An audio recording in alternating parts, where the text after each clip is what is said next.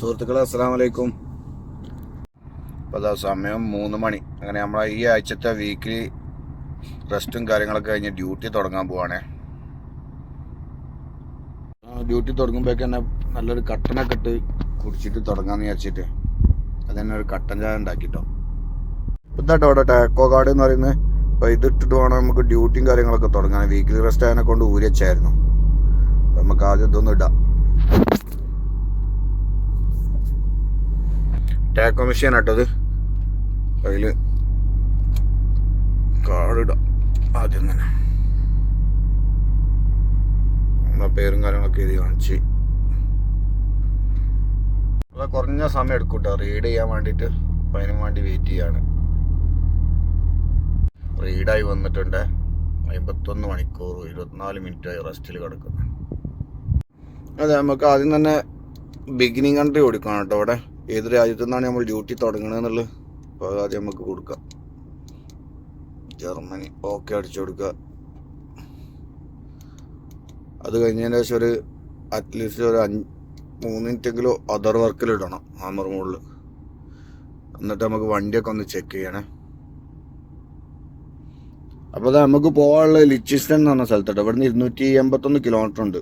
അപ്പം അവിടെ 8:30 മണിയാകുമ്പോഴേക്ക് നമുക്ക് അവിടെ എത്തണം.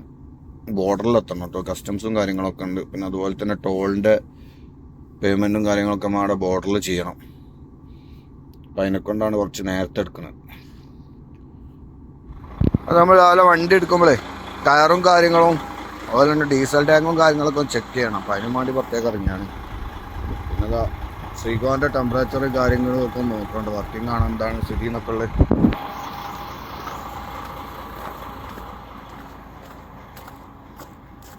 അതുപോലെ വണ്ടിൻ്റെ എല്ലാ ടയറും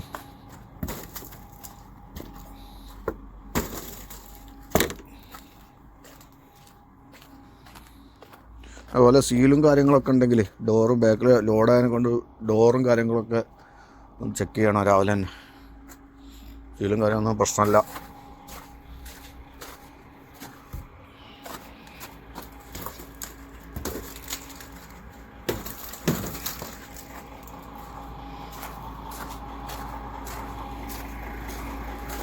എല്ലാ ദിവസവും രാവിലെ തന്നെ ചെയ്യേണ്ടത് കേട്ടോ. രാവിലെ വണ്ടിയൊക്കെ ഒന്ന് റൗണ്ട് അടിച്ചൊന്ന് ചെക്ക് ചെയ്യേണ്ടത്. കാരണം എന്തെങ്കിലും പ്രശ്നം ഉണ്ടോ എന്നൊക്കെ ഉള്ളേ.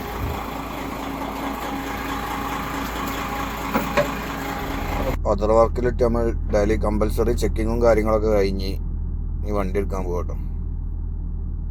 ടെമ്പറേച്ചറൊക്കെ -3 കേട്ടോ അവിടെ. അത് നമുക്ക് വണ്ടി നിന്ന് കറങ്ങാണ് ഐസായനോട്.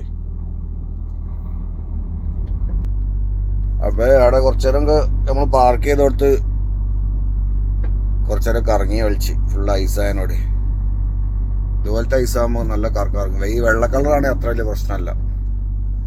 അപ്പം എന്നാൽ ഇനി പുതിയൊരു വീഡിയോയുമായി വീണ്ടും കാണാം. ബായ്.